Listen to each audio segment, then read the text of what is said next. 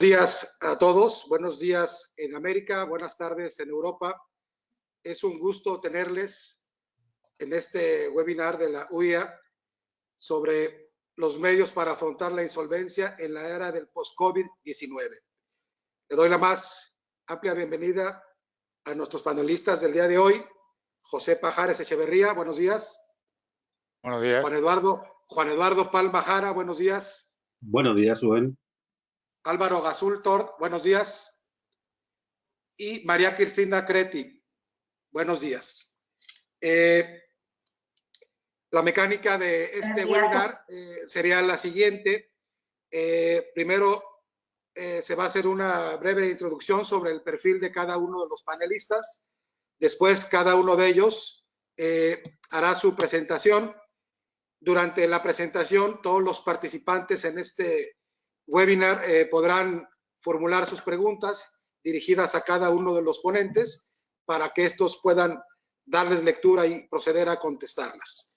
Es muy importante en nuestra comisión el trabajo que ha tenido a lo largo de estos últimos años y nos hemos percatado como una de las especialidades o ramas del derecho que más relevancia van a tener en esta era post-COVID, sin duda alguna será el derecho de la insolvencia, la bancarrota, el concurso mercantil. ¿Por qué? Porque es un hecho que la economía mundial será distinta después de esta pandemia. Las empresas hoy pasan por una situación difícil y seguramente se verán afectadas en su situación financiera. Es ahí donde la herramienta del concurso mercantil es y deberá ser utilizada por los abogados, por las empresas, uno, para salvaguardar la viabilidad de las mismas y dos, para la conservación del empleo que tan necesario será en estos días. Entonces yo le pediría a Álvaro, si es tan amable, de hacer la presentación de un servidor. Álvaro, no sé. Bueno, si no, ¿no escucha Álvaro? Bueno, comenzamos. Nos acompaña también Colette de la OEA, quien estará apoyándonos en toda esta presentación. Y le pediría que empezáramos con el slide número 2, por favor, a Colette. México. México, como ustedes saben, es un país que tiene una población muy amplia de 130 millones de habitantes. Tiene una gran diversidad cultural y geográfica, tiene una economía abierta a la inversión, al comercio exterior y tiene instituciones sólidas. Es actualmente el 15º exportador a nivel mundial. En los 70s, 80s, la economía de México pues era muy dependiente del petróleo y la exportación del mismo. Ahora, y gracias al NAFTA, al Tratado de Libre Comercio con América del Norte, se ha diversificado mucho la economía de México y sobre todo en la industria manufacturera y automotriz. ¿Sí? Siguiente, por favor. Colette. De acuerdo a cifras o números del Banco Mundial, el Producto Interno Bruto de México es de 1.221 billones de dólares norteamericanos. Sí, esto habla del tamaño de la economía de México. La mala noticia que viene ahora con motivo de la pandemia es que se considera que el Producto Interno Bruto de México caerá alrededor del 7.5 en este 2020. Hay algunas otras agencias calificadoras e instituciones como el Fondo Monetario Internacional que consideran que la caída puede llegar a ser del 9%. ¿Cuáles son las principales razones por las cuales va a haber una contracción del Producto Interno Bruto en México? Uno, pues desde luego el coronavirus y todos sus efectos, el conflicto comercial de China y Estados Unidos. Recordar que para el caso de México, Estados Unidos es el principal socio comercial. 3, la caída del precio del petróleo, que como ustedes saben llegó a estar a nivel de $0 el barril de petróleo. Aunque ya no dependemos tanto de él, sí influye mucho en la economía de nuestro país. Entonces, la siguiente, por favor. Sin duda, esto va a generar y está generando una situación muy difícil y complicada para las empresas en México. Muchas de ellas se han visto en la imposibilidad de cumplir con sus obligaciones laborales, fiscales, bancarias y con sus respectivos proveedores.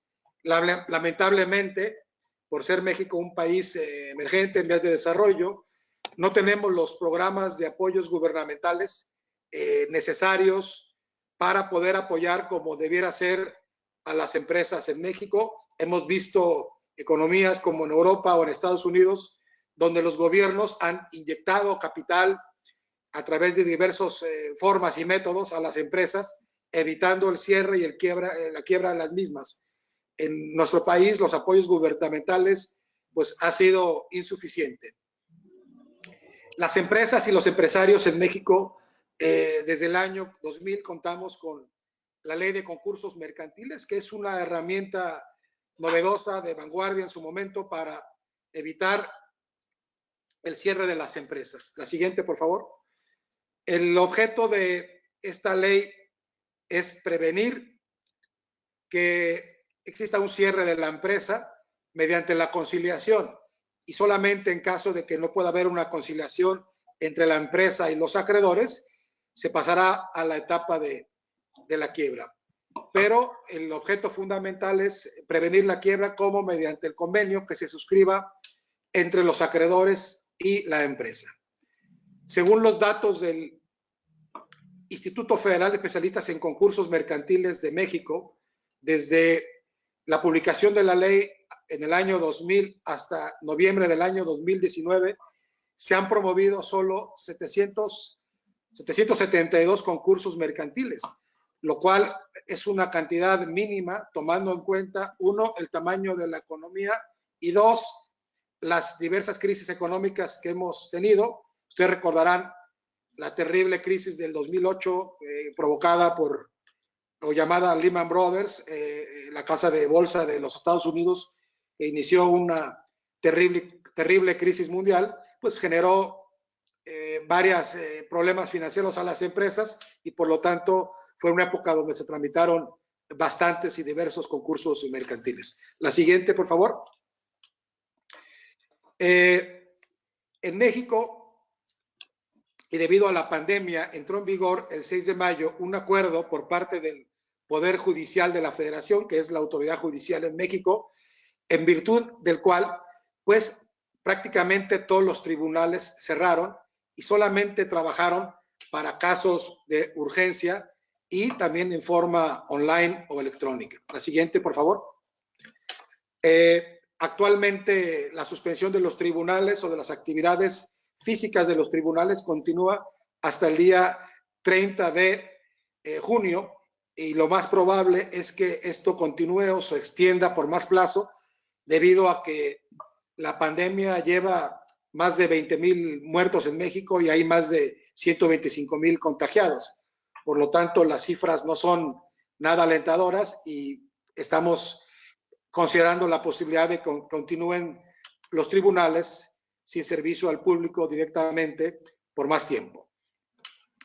Los asuntos que actualmente reciben los tribunales en México son para casos urgentes, resolver los casos que físicamente ya estaban tramitados, los juicios en línea, esos siguen con la posibilidad de seguirse promoviendo. En este caso hay una suspensión de plazos y términos para el resto de los casos, y hay una exhortación, y quizás la parte buena que ha dejado la pandemia en el ámbito del litigio, que los tribunales, tanto federales y estatales, han impulsado mucho más el uso de las tecnologías para tramitar los asuntos en línea. ¿Sí? La siguiente, por favor. En lo que se refiere a los concursos mercantiles, solamente se pueden admitir las medidas cautelares en estos concursos mercantiles. Esto es, los jueces tendrán que recibir los concursos y resolver lo relativo a las medidas cautelares. Todo el resto del procedimiento concursal será suspendido, puesto que no se considera algo urgente.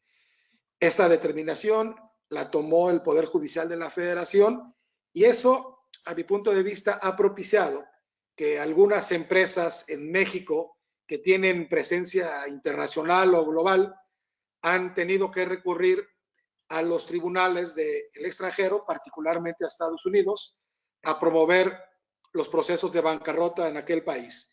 Consideramos que, en nuestra opinión, que el concurso mercantil deberá de considerarse una cuestión urgente, toda vez que de ahí depende la viabilidad de la empresa y la contención del empleo, y evitar que precisamente haya mucho desempleo con motivo del cierre de las empresas. La siguiente, por favor. ¿Cuáles son las medidas cautelares o providencias precautorias que debe resolver un juez concursal en México durante la pandemia? Bueno, la prohibición de hacer pagos de obligaciones vencidas con anterioridad a la fecha de admisión de la solicitud. Es obvio que la empresa no tiene las facultades, debido a que en su mayoría están cerradas por la pandemia, de cumplir con sus obligaciones, y el juez debe resolver esta cuestión. Todos los procedimientos de ejecución en contra del comerciante o la empresa. Tampoco puede hacerse operaciones de enajenación o gravámenes por parte de la empresa, esto con el objeto de que no se descapitalice la misma, se cancela o se suspende el aseguramiento de bienes, la intervención a la caja, y la prohibición de realizar transferencia de recursos o valores en favor de terceros. La siguiente, por favor.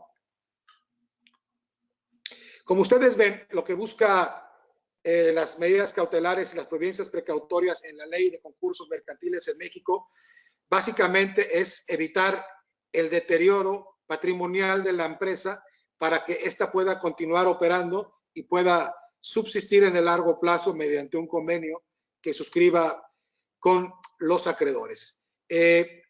Como ustedes pueden ver, la función del juez en cuestiones concursales es muy limitada. Consideramos que el Consejo de la Judicatura debió de considerar al concurso mercantil en su integridad o en su totalidad como un trámite urgente durante esta pandemia, puesto que urgente es conservar la empresa y conservar el empleo. Ante esta situación, la Barra Mexicana Colegio de Abogados, que es el colegio de México al cual pertenezco, elaboró y presentó una iniciativa que se denomina el régimen concursal de emergencia. Esta iniciativa, la siguiente, por favor. Esta iniciativa que elaboró la Barra conjuntamente con la Comisión de Derecho de Insolvencia, fue presentada ante el Senado de la República en México por conducto de la senadora Claudia Edith Anaya Mota, quien esta a su vez presentó ante el propio Senado la iniciativa en cuestión. En este momento en México no está sesionando de manera presencial el Senado de la República, por lo cual la iniciativa que ya presentó esta senadora está en espera de que se reanuden las actividades, pueda ser debatida, enriquecida y en su momento publicada. He de comentar que desde que se presentó esta iniciativa, que desde mi punto de vista técnico es una muy buena iniciativa que elabora la Barra Mexicana Colegio de Abogados, ha desatado polémicas, ha desatado comentarios a favor y en contra, ha desatado señalamientos y cuestionamientos, pero también aciertos. Tanto la sociedad civil, las universidades, los sindicatos de trabajadores, las organizaciones de empresas han emitido opiniones a favor y en contra de esta iniciativa, y creo que es importante que en este momento en la sociedad mexicana esté debatiendo un tema tan relevante como es el regular una situación del concurso mercantil durante una situación de emergencia. ¿Sí? La siguiente, por favor. El objeto de esta iniciativa de ley es regular el concurso mercantil en situación de emergencia y evitar que por esta cuestión se genere un deterioro devastador en las empresas y en la economía, tanto a nivel nacional o regional. Y permitir, sobre todo, ese es el gran objetivo, que se utilice la herramienta del concurso mercantil de manera más ágil más eficaz, con mayor prontitud, que el proceso no se haga demasiado largo y pueda evitar realmente el cierre de las empresas. El artículo 343 de esta ley que se propone establece que regula el concurso mercantil en caso fortuito o de fuerza mayor o cuando haya una declaración de emergencia, contingencia sanitaria o desastre natural. En México es el gobierno federal quien pueda hacer esta declaración. Hay que recordar que México es un país grande que tiene pues el Océano Pacífico, tiene el Golfo de México, tiene el Caribe, y eso lo hace un país muy vulnerable a huracanes. También somos un país estamos en una zona altamente sísmica, ha habido varios terremotos, y en fin, ha habido diversos eventos naturales que han propiciado que se declare zona de emergencia en algunas zonas del país. A veces ha sido en el norte, a veces ha sido en el Golfo, a veces ha sido en el Caribe o en el Pacífico, pero sin duda lleva una afectación fuerte, directa e inmediata a las empresas en su patrimonio y sobre todo en su operación diaria. Es por eso que consideramos que es muy oportuno que se regule el concurso mercantil en situación de emergencia. La siguiente, por favor. El concurso en situación de emergencia va a durar durante toda la emergencia que decrete el gobierno federal, más los 6 meses siguientes a dicho evento. Uno de los aspectos más relevantes que considera la iniciativa de ley en México es que solo puede promover el concurso mercantil en situación de emergencia la propia empresa, el propio empresario. Los acreedores o la autoridad tendrán que recurrir al concurso mercantil ordinario. Esto es, que esta herramienta solamente puede ser utilizada y puede ser iniciada por el propio empresario. Un elemento importante es que privilegia la forma electrónica para la tramitación de este concurso mercantil en situación de emergencia. Esto es un paso importante. ¿Por qué? Porque va a ir dejando atrás el viejo sistema y la formalidad que tenemos en nuestro país en el ámbito jurídico para ir entrando a la utilización de las tecnologías de la información más avanzadas y por ello darle más celeridad al procedimiento. También en esta iniciativa se eliminan tanto requisitos como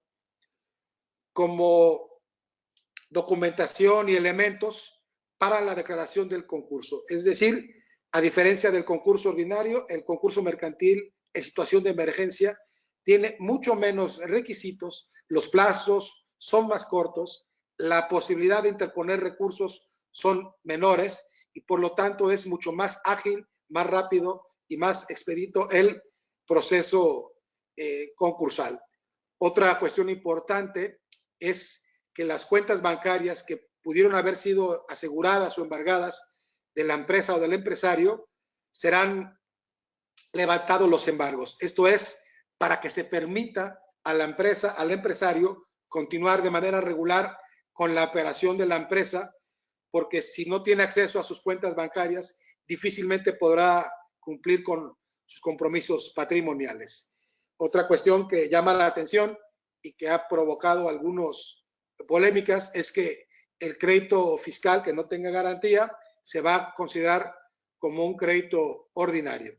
Esto es relevante puesto que muchas empresas en este momento de la pandemia pues no sabían si proceder a realizar el pago de sus impuestos o proceder a realizar el pago de los salarios de los trabajadores. Y creo que el daño social en una y en otra pues es muy distinto. La siguiente, por favor. Finalmente, en la opinión del suscrito, es que esta iniciativa deberá de enriquecerse durante su discusión en el Senado de la República, donde los diversos actores sociales podrán y deberán hacer valer sus derechos y presentar sus observaciones a esta iniciativa, todo con el fin de que tengamos un concurso mercantil en situación de emergencia, que como ya lo he comentado, en nuestro país, no solamente por una cuestión sanitaria, sino por una cuestión sísmica o meteorológica, podemos tener estos eventos. Y finalmente esperemos que se apruebe y que esto fortalezca el régimen concursal en México, y desde luego estamos abiertos para que las empresas extranjeras puedan promover los concursos y tramitar los mismos en México durante esta pandemia y en este tipo de situaciones. Pues de mi parte, muchas gracias, y le pido al público, a los participantes, que formulen las preguntas que consideren pertinentes dirigidas a los ponentes de manera escrita, tal como se señala al principio. Y muchas gracias. A continuación, hará su presentación José Pajares Echeverría. Él es licenciado en Derecho por la Universidad de Zaragoza. Está incorporado al Real e Ilustre Colegio de Abogados de Zaragoza. Es mediador por la Universidad Rey Juan Carlos de Madrid. Es socio director de la firma Pajares y Asociados. Es socio director de la firma Oria Pajares y Asociados, integrada con Chris Seger and Dennis Reich Henry Dahl en Estados Unidos. Es socio de la firma Global Compliance Legal Service, socio de la firma Red Española de Negocios Siglo XXI, socio director de la firma Homóloga Tus Estudios SL, director de Servicios Jurídicos de la Oficina de Zaragoza de Ernst & Young, árbitro de la Corte Civil y Mercantil de Arbitraje, miembro del Club Español de Arbitraje, asociado de la Corte de Arbitraje de la Cámara Oficial de Comercio, Industria y Servicios de Madrid, árbitro de la Corte Aragonesa de Arbitraje y Mediación, vicepresidente ejecutivo del Instituto Iberoamericano de Derecho Concursal, miembro de Derecho del Instituto Iberoamericano de Derecho Concursal, presidente del capítulo español de la Unión Internacional de Abogados,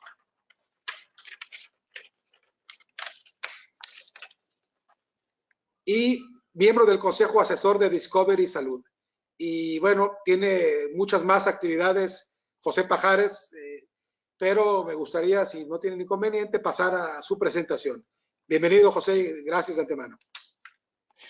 Muy buenas tardes, Europa, buenos días, América, y buenas noches, Asia. Espero que haya escuchantes y, por tanto, alumnos de esta materia en los 3 continentes que he nombrado.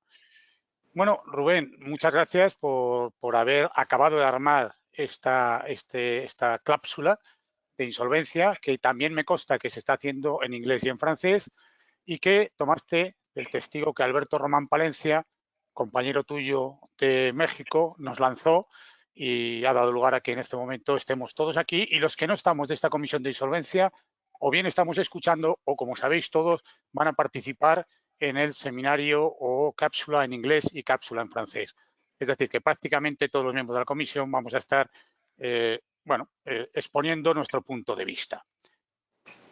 Voy a hacer una referencia no técnica, sino exclusivamente social, vamos a decir un poquito general, a la situación que veo yo del movimiento de insolvencia como consecuencia de la pandemia. Porque la pandemia ha arrasado, ha sido como un vendaval, como dice Marcelo Barreiro, a todos los continentes y a todos los países. Pero casi todos han hecho lo mismo. Han aplicado los mismos criterios sanitarios con mejor o peor fortuna, porque han empezado antes o después, pero evidentemente todos han aplicado las medidas de emergencia concursales, salvo por lo que te he estado escuchando, Rubén, en México. O sea, estoy escuchando que en México tenéis una legislación de concursos mercantiles que conozco del año 2000 y que hay una modificación de una ley de emergencia que habéis preparado a través de la barra y una serie de compañeros que no ha salido a la luz. Es decir, que estáis regulando los concursos mercantiles como si no hubiera pasado nada. Evidentemente me parece un error supino y, por tanto, no me referiré a vuestro país, sino que me referiré al resto del mundo, que en la mayoría de los casos han aplicado normativas específicas de emergencia. Y voy a hacer una diferenciación muy clara. Hablamos de COVID sanitario y de COVID económico. El COVID sanitario ya se está afrontando, ya se está resolviendo y, en su caso, con posteriores brotes se irá resolviendo. Pero, amigos, el COVID económico sí que ha venido para quedarse. Quiero, además, dejar absolutamente claro que las situaciones que se están dando en el mundo no son tan diversas, son solamente 2, claramente 2. Las empresas que, como consecuencia del COVID, tienen un problema de liquidez, pero son viables, las que tienen necesidad de un apoyo, pero las otras que siendo igual están en sectores estratégicos que jamás van a levantar cabeza. A pesar de que sean viables, a pesar de que tengan fondos propios positivos y a pesar de que el desarrollo industrial o económico les permita hacerlo. Estamos hablando de sectores, como todos conocemos, turísticos, textiles, en fin, una hostelería, restauración, música. ¿Qué va a pasar con todas estas empresas? Entonces, en España, como comentará posteriormente con mucha más claridad Álvaro Basul, ¿se han aprobado unas normas de emergencia para evitar esto? No. Al igual que ha hecho Francia, al igual que ha hecho Italia, empezó Alemania y continuó concretamente también Italia, perdón, Suiza e Italia. Lo que han hecho es parar, dar una patada para adelante a la situación. Es decir, oiga, quietos, no pongan concursos, no liquiden, tómense el tiempo necesario para evitarlo. Es lo que la ley concursal española y, como he dicho, de otros países europeos dice. La diferencia entre Italia y España, Cristina lo va a poder decir, es que en España podemos presentar el concurso aunque la norma no nos obliga hasta el 31 de diciembre. Creo que en Italia no se puede presentar hasta el 30 de junio. O sea, el empresario que quiera presentarlo no lo puede presentar. Bueno, entonces, si hay empresas que son solventes, ¿cómo resuelven su problema? Pues evidentemente en todo este tiempo encontrando unas formas de reestructuración, unas negociaciones con quita y espera con todos los acreedores. Es decir, buscar soluciones que le permitan, cuando se acabe esa medicina, que es ese retraso o esa financiación barata que en Europa, como ha dicho Rubén, se ha puesto encima de la mesa, tenga que devolverse. En ese momento tendrán que haber generado suficiente actividad para poder salir adelante. No va a ocurrir en sectores estratégicos, como he dicho antes. Por mucho que continúen, se van a sobreendeudar. Y además, la trampa que se está viviendo en Europa es: no te preocupes, aválame en una parte el resto del Estado, pero me avalas tú, me avala tu familia, me avalan tus sociedades filiales y de alguna manera me sobreendeudo. Esa situación va a ser claramente negativa. Entonces, la solución viene ya establecida en Europa por la Directiva 1023 del año 2019, de 20 de junio, hoy hace concretamente 368 días, un año y 3 días más, porque lo que viene es a fomentar y a potenciar la reestructuración preventiva. Es decir, hagamos esto que ya está en Europa desde el año 19 y aprovechemos la pandemia con la modificación legislativa de emergencia para desarrollarlo. Con dos directrices muy claras: empresa viable. Si no es viable y es un sector estratégicamente deteriorado, cambiemos, cerremos. No podemos pagar. Empezaremos a trampear, a parchear, a endeudarnos para acabar muriendo cuando no tiene solución. Y busquemos, como dice la directiva también, el interés preferente o privilegiado, creo que dice exactamente, concretamente, el interés superior de los acreedores. Más o menos el calificativo era el mismo. Es exactamente lo que yo estoy diciendo ahora.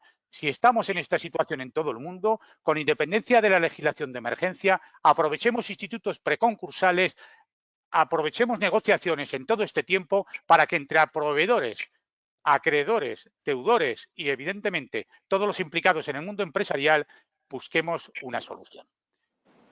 Pero lo hagamos desde un punto de vista práctico. Y esto lo estoy viendo en el despacho. Estamos trabajando ya en España situaciones preconcursales y me estoy encontrando situaciones un poco absurdas. Y digo práctico por lo siguiente: estudiemos la viabilidad de la empresa con sus ingresos y sus gastos. Es decir, los ingresos reales y los gastos reales. Y no con la medicina que le supone el préstamo que le va a dar ahora mismo su banco para poder lanzarse un año. Porque igual dentro de un año no puede pagarlo. Veamos qué ingresos tiene y qué gastos. Olvidémonos concretamente de esa financiación. Con eso seguramente tengamos un diagnóstico absolutamente claro de la empresa y podamos darnos cuenta de si la empresa es viable o no es viable. Y digo además otra cosa, porque insisto mucho en ese préstamo que se va a devolver, porque si se va a devolver hay que generar, y si hay que generar no es que el negocio tenga que mejorar, es que tiene que ser exponencialmente mucho mayor para poder devolver. O sea, si fuera un préstamo a fondo perdido estaríamos de acuerdo. Ningún préstamo es a fondo perdido, se tiene que devolver. Por tanto, creo que la falta de liquidez en empresas viables no se resuelve exclusivamente, como he indicado ahora, concretamente con esa financiación. ¿Cómo, desde mi punto de vista, aparte de esos análisis y diagnóstico de la empresa, debería resolverse los problemas? Yo creo, y voy a dar 3 pinceladas para que vayamos por donde entiendo que se puede hacer. Creo que deberíamos empezar a trabajar muchísimo mejor y conseguir que todo el fresh money, todo el préstamo que facilita a la familia y a las personas especialmente relacionadas con el deudor, el propio deudor, tenga la condición de una vez por todas de crédito contra la masa. No puede ser que la empresa no obtenga préstamos o que sea insuficiente, que el empresario apueste por su empresa, ponga su dinero, ponga su casa, ponga a su familia, ponga su mascota y además no pueda salir adelante. Eso no puede ser, porque ese crédito resulta que no tiene la misma calificación que cualquiera de los acreedores, vamos a decir, no ordinarios, sino privilegiados. Pero es que si se da esa situación, también se le tiene que permitir, porque esto está pasando, como sabéis, en las reestructuraciones al final, el agente que reestructura prácticamente es el administrador, de hecho, de la compañía y gestiona como él quiere. No debe ser así. Tiene que gestionar el empresario con ayuda o intervención, como estoy indicando antes, del financiador. Pero además busquemos también soluciones donde demos un carácter preferente al crédito del socio, ya no estoy hablando del empresario, sino del propio socio, y a créditos puente que permitan buscar una solución financiera a mayor plazo, pero entre tanto poner dinero, no solamente socios, sino personas especialmente relacionadas. Creo que este punto no es coincidente en todo el mundo y debería serlo, y desde luego en España y en Europa debería fomentarse de manera absoluta. Ese sería un primer bloque. Y el segundo sería aplicar de una vez la Directiva 1023 del año 2019. ¿Por qué? Porque regula los mecanismos tempranos de reestructuración, básico. Institutos preconcursales preventivos. Suspende ejecuciones. Impone a acreedores, ya está bien de que para negociar un acuerdo de refinanciación tenga que tener unos porcentajes de quórum diferentes, depende de la calificación del crédito. También se impone al deudor este deudor que tenemos a veces en el despacho que sigue trabajando para perder dinero y fundamentalmente también se aplica a la persona física. Voy a concluir porque Rubén ha avanzado más cosas de las que yo iba a decir en su parte y con dos reflexiones. La primera es que creo que el derecho concursal está en un momento en el que no se trata más que de utilizarlo como medida alternativa o como medio alternativo para resolver conflictos. Es decir, a modo de mediación, a modo de mal llamado arbitraje. José Eduardo Palma seguramente me podrá confirmar posteriormente si en Chile creo que la mediación en el ámbito concursal lo es para grandes concursos o grandes compañías. Es decir, olvidémonos del juzgado, olvidémonos de los resortes de las propias leyes concursales y utilicemos extrajudicial y preventivamente las soluciones. Mi segunda y última conclusión, y esto creo que nos estará escuchando el expresidente de la comisión, Ángel Ballesteros, que trabajó conmigo y particularmente él mantuvo en UNCITRAL, el testigo de la UIA, que en ese momento era prácticamente imposible armonizar el derecho concursal en todo el mundo. Hoy, como la pandemia ha arrasado a todo el mundo, creo que es el momento de avanzar en la armonización del derecho concursal y ser capaces de tener unas normas prácticamente iguales en todo el mundo. Muchas gracias, Rubén. Muchas gracias, estimado José. Como siempre, muy buena tu participación. Y para mí es un gusto a continuación presentar al profesor Juan Eduardo Palma Jara, quien se encuentra en Santiago de Chile. Él tiene estudios en el Colegio San Ignacio del Bosque en Santiago, programa de intercambio en el James B. Conant High School en Estados Unidos. Es abogado por la Universidad de Chile y es miembro de la Suprema Corte de Chile, o es admitido en su práctica desde el año de 1975. Además, él académicamente es profesor de la Universidad de Chile, de la Escuela de Derecho, y actualmente presta sus servicios en Vial y Palma Abogados desde el año de 1970. Cuenta con diversos cargos académicos, empresariales y corporativos y diplomáticos, pero le daré ya el uso de la voz para que nos haga su presentación, toda vez que ya nos quedan tan solo 22 minutos. Adelante, Juan, por favor. Gracias, Rubén. Muy buenos días. Siguiendo las palabras de José, claramente el tema de la insolvencia y el tema de la pandemia es un tema global que requiere una actuación multilateral, colaboración internacional para que todos nosotros podamos salir de los problemas, tanto sanitarios como legales, a que nos enfrentamos en materia de insolvencia. Y es así como varias jurisdicciones han recurrido a los capítulos 11 y 15 del Código de Quiebras de los Estados Unidos de América, compañías transnacionales, grandes compañías nacionales que tienen operaciones en diversas jurisdicciones, han recurrido a estos mecanismos que nos otorga la legislación norteamericana. En nuestro país, con ocasión de la pandemia, se ha levantado el plan de apoyo económico más grande que ha existido en la historia de Chile. Y este plan de apoyo económico que se ha levantado en nuestro país gira en torno a tres grandes principios. Una inyección de liquidez para apoyar a las empresas, no solamente a las pequeñas, sino que también se está elaborando un plan para ayudar a grandes empresas que estén en dificultades financieras, apoyo a los ingresos familiares, apoyo directo a los ingresos familiares de las personas más vulnerables y protección de los empleos e ingresos laborales. Sobre estos tres grandes pilares se han estructurado una serie de modificaciones legales y aspectos que tienden a evitar la insolvencia y tienden a ayudarnos a salir de esta pandemia. En Chile tenemos una legislación concursal que abarca no solamente al deudor comerciante, sino que abarca a toda clase de deudores, con escasas excepciones.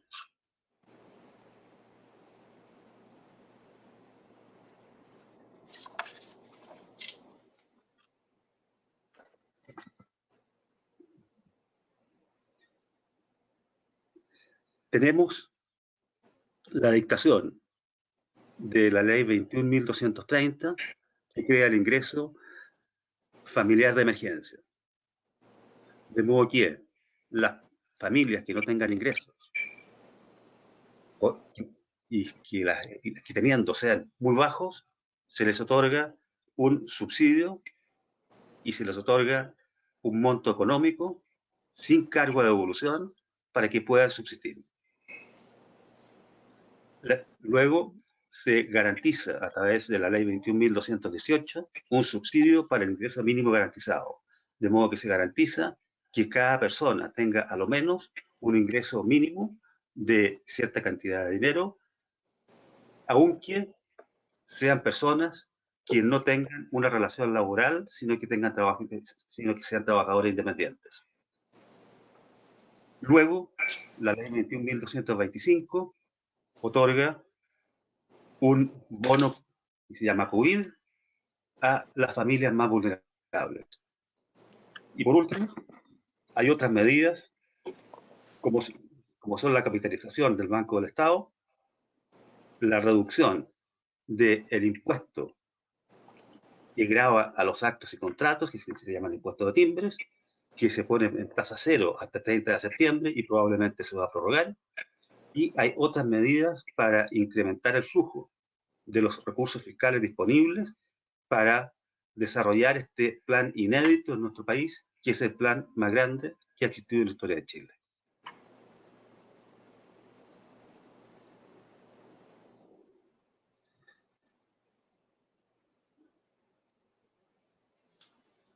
Se dictó la ley 21.229 que implementa una línea de crédito, FOGAPE se llama, y que distingue entre las micro y pequeñas empresas, las empresas medianas, las empresas grandes y las empresas súper grandes.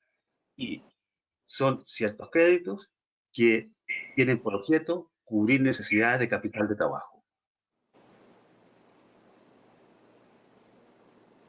En el ámbito laboral se ha buscado proteger el empleo, se ha buscado proteger a la empresa y al empleo a la vez. Y así se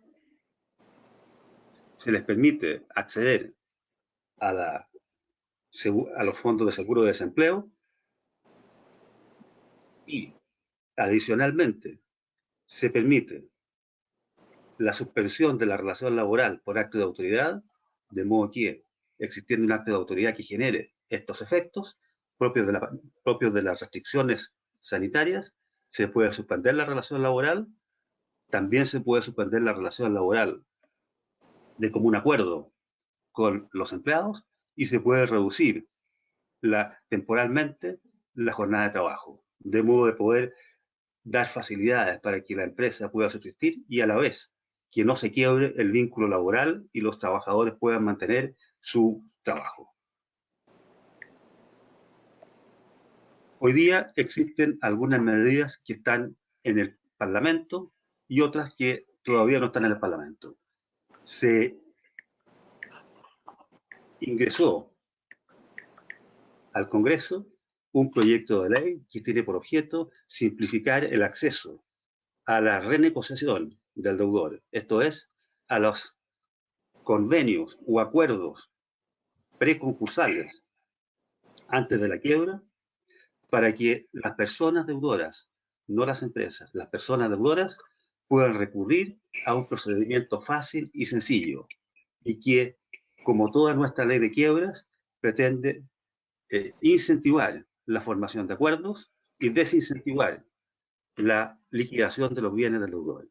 Toda nuestra ley de quiebras está enfocada a través de un montón de incentivos y de mecanismos y de limitaciones de los recursos, tal cual como decía Rubén, tendientes a que los acreedores lleguen a un acuerdo con su deudor y solucionen a través de los mecanismos más amplios que puedan pactar entre ellos el tema de la insolvencia y de la cesación de pagos, de modo de poder salir adelante.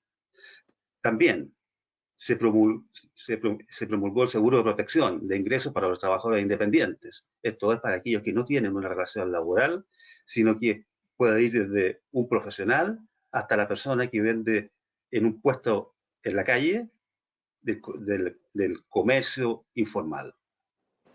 Y actualmente se está elaborando un proyecto que elimine las barreras de entrada a los acuerdos de reorganización de las pequeñas y medianas empresas. Las pequeñas y medianas empresas tienen barreras de entrada y les cuesta llegar a los procedimientos de reorganización, porque estos procedimientos de reorganización implican costos e implican tiempo. Y se está modificando la legislación para modificar esos dos aspectos de modo que sea sencillo y fácil para las pequeñas y medianas empresas acceder a estos procedimientos.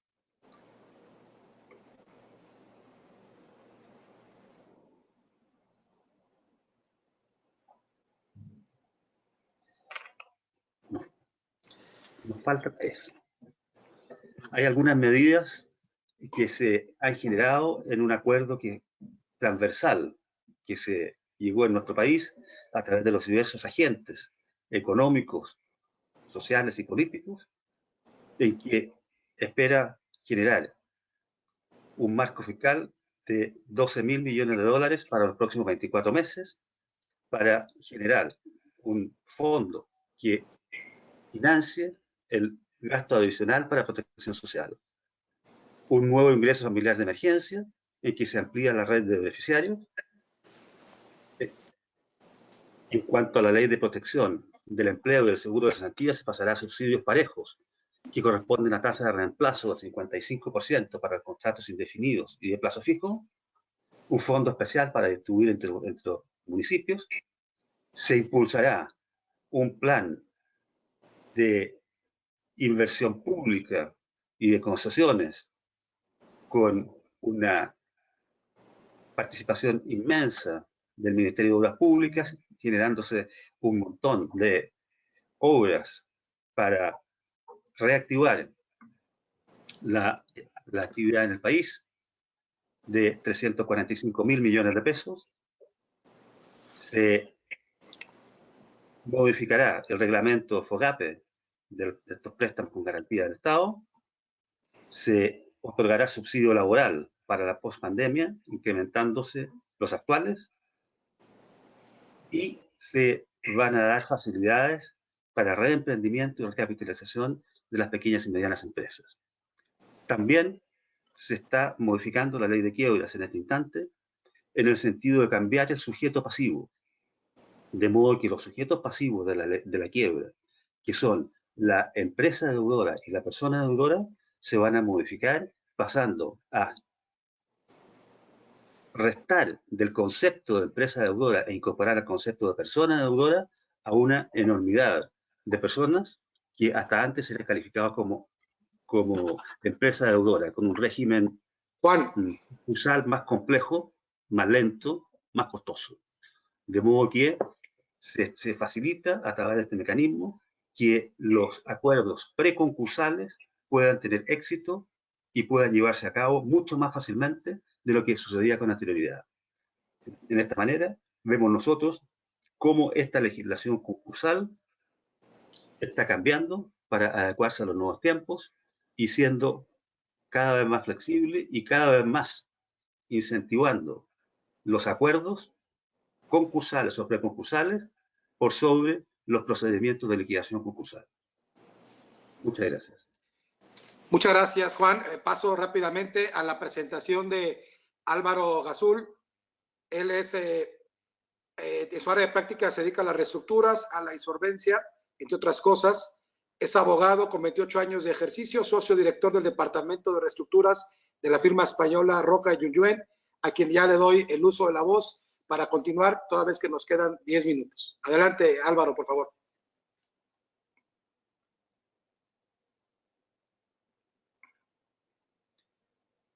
Álvaro, disculpe. Parece que tenemos un problema de sonido, Álvaro. ¿Nos escuchas? Álvaro. Álvaro, ¿nos escuchas? Al parecer tenemos un problema con tu micrófono.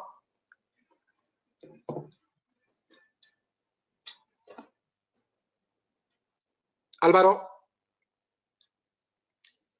Bien, no sé si les parezca, María, retomar el curso en lo que Álvaro arregla su cuestión de micrófono, y les diría que María Cristina Creti es una abogada egresada de la Universidad Católica de Milán. Actualmente se dedica al ejercicio de la profesión, es miembro activo de la UIA y es secretario del Comité Nacional Italiano de la UIA, a quien le doy pues la bienvenida y le pediría que proceda a presentar su ponencia. Adelante, María. Sí, gracias. Estoy con gusto aquí con todos ustedes. Es una ocasión como de consuelo muy bonita y muy interesante. Hablamos de estas medidas para afrontar la insolvencia.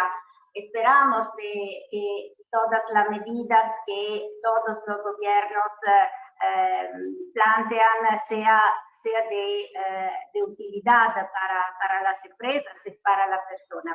Hablo de la situación en mi país. La producción industrial en el periodo de la pandemia ha tenido una disminución del 30-40%. El mercado interior en todos los sectores, industrial, turístico, como ya ha dicho José, ha sido bloqueado, y así como la importación, la exportación. Lo único sector en crecimiento es el farmacéutico. Los datos estadísticos muestran un elevado desempleo, una caída del consumo y un producto nacional bruto de pesadilla, y en consecuencia una caída de las inversiones. Se espera en una recuperación durante el próximo año. Nuestro gobierno ha promulgado, como todos los gobiernos, muchas medidas para la recuperación de la empresa, para evitar el cese de la actividad, y también medios de ayuda a la familia y a las personas. La legislación tiene el objetivo, la salvaguardia, al menos en la intención del Ejecutivo y de la política, sí de la empresa, pero también de todo lo que está relacionado con la empresa y además los puestos de trabajo, porque el trabajo es un tema muy, muy importante. Es importante evitar también que al final de este periodo en el que la actividad judicial ha sido bloqueada, los tribunales no vean inundados por demasiadas demandas de quiebras a cargo de la empresa con consecuencias sociales y económicas negativas. Por ejemplo, además de la pérdida de puestos de trabajo, la disminución del valor de los activos de la empresa, la pérdida de dinero, el crecimiento de las deudas con el Estado, con las empresas derivadas, con los proveedores, con un efecto domino. El legislador confirmó en la ley última del pasado 5 de junio el bloqueo de la declaración de quiebra. En resumen, las solicitudes presentadas desde el 9 de marzo hasta el 30 de junio se declaran improcedentes, con unas excepciones. Por ejemplo, si el deudor presenta la solicitud de quiebra su propia cuenta, o si es la fiscalía que presenta la declaración de quiebra, la solicitud de declaración de quiebra. El legislador quiere conceder a los empresarios un plazo para considerar soluciones alternativas a la quiebra con superación de la crisis empresarial. La quiebra de una empresa, por otra parte, no es malo solo para esa empresa, sino para todo el microcosmo o el macrocosmo que gira a su alrededor. Las medidas de la salvaguardia de la economía son muchas, varian en el tiempo para corregir errores y secundar las necesidades que se presentan. Y creo que son las mismas en todos los países. Resumo las medidas del gobierno italiano. Primero, medidas de beneficios fiscales con exención de algunos impuestos, prórroga del plazo de pago para otros impuestos, y se habla también de una disminución de la IVA, de la impuesta de IVA. Se prevé una contribución a fondo perdido bajo ciertas condiciones. Se excluyen los organismos públicos y, entre otros, los profesionales inscritos a la Casa Autónoma de Seguridad Social, como nosotros abogados. Y también que ha cesado su actividad antes de la pandemia. El importe concedido a fondo perdido varía en función del volumen del negocio. Se prevé financiación para la puesta en marcha de pequeñas y medianas empresas y para el desarrollo tecnológico y la innovación. Se instituye un fondo para el salvamento y la reestructuración de empresas con marcas históricas y empresas de interés nacional. Esta medida es para evitar la especulación y la escalada de los grandes grupos. Se prevé la realización de una infraestructura para la investigación científica acerca de la ciudad de Turín, en el norte de Italia, incluso para el desarrollo de la green economy, que ahora es muy importante. Hay garantías estatales para los préstamos a las empresas a través de bancos u otros organismos financieros, y se prevén ayudas para el pago de salarios con el fin de evitar despidos. Se prevé una ayuda de emergencia también al núcleo familiar. Hay créditos fiscales, esto es muy importante en mi opinión, para la adaptación de los lugares de trabajo, la compra de material sanitario para evitar el contagio. Crédito fiscal también para el gasto del alquiler del lugar, de los lugares comerciales de trabajo donde trabaja la empresa. Créditos fiscales para ayudar a las empresas que trabajan en construcción, para favorecer el desarrollo y la construcción de nuevos edificios, y también para la industria automovilística, que ahora está casi totalmente parada. Todas estas medidas sirven para evitar la falta de liquidez causada propiamente por el bloqueo de la actividad. Porque el problema en Italia, sentimos mucho este problema, el problema de la falta de liquidez, que es el problema más inmediato a resolver. Porque la falta de liquidez es la madre de la insolvencia, que después es la causa de la quiebra. El dinero no circula, a mucha gente le falta el dinero, esto implica la falta de consumo. En este punto quisiera exponer un grave problema que nuestro legislador intenta evitar precisamente mediante la concesión de ayudas en dinero a las empresas y a la familia, a las personas. Sale a la luz la problemática de la delincuencia organizada, que aprovecha los momentos de crisis económica, que ahora es muy grave y afecta a todas las actividades, a las empresas de cualquier dimensión y a la persona. Por desgracia, la delincuencia encuentra terreno fértil cuando falta el dinero, y parece que el delito de usura es el único delito aumentado durante la pandemia.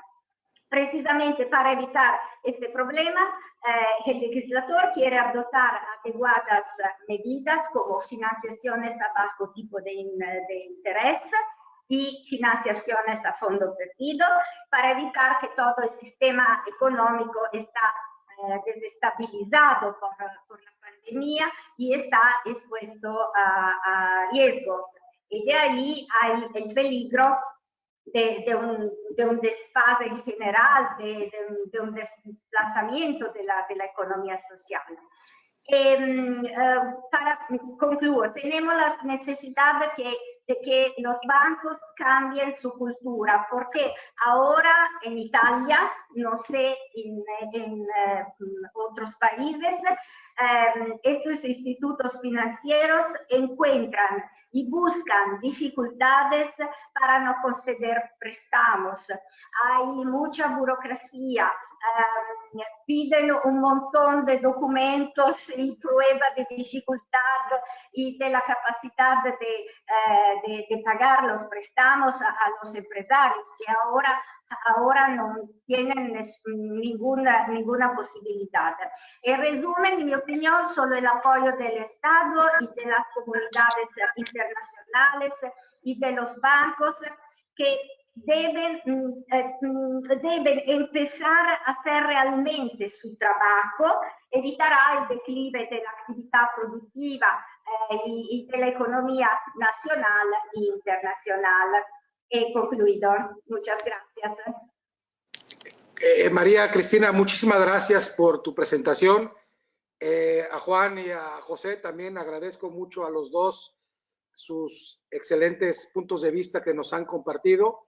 También quiero agradecer a la UIA por permitirnos organizar este webinar. Recordarles que el día de mañana será la versión en francés con diferentes ponentes, y pasado mañana, o sea el jueves, será el webinar en inglés también con distintos panelistas. No me resta más que agradecerles, toda vez que el tiempo ya se nos vino encima, agradecerles su participación tanto a los panelistas como al público que nos hizo favor de acompañarnos. Y muchas gracias a todos y hasta la próxima. Gracias. Hola. Gracias a todos.